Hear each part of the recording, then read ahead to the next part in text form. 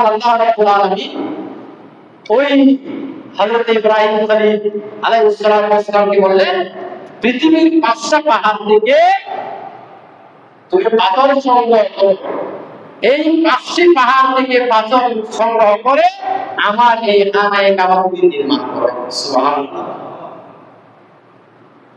এখন আল্লাহ রাব্বুল আলামিনের কাছে হযরত ইব্রাহিম আলাইহিস সালাম বলেন, আল্লাহ, আমি যে পাথরগুলো আনবো তা আনতে অনেক সময় লাগবে।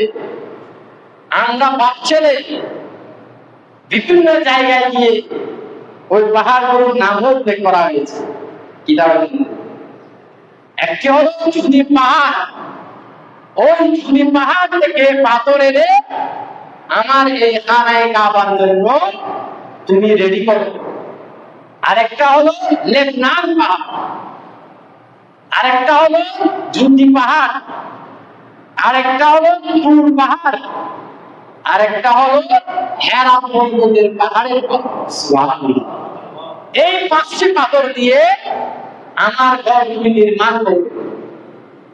ইব্রাহিম আলাইহিস সালাম বলেন, আল্লাহ, আমরা বাপ ছেলে এত দূরে গিয়ে পাথর এনে এটা বানাতে গেলে অনেক সময় লাগবে।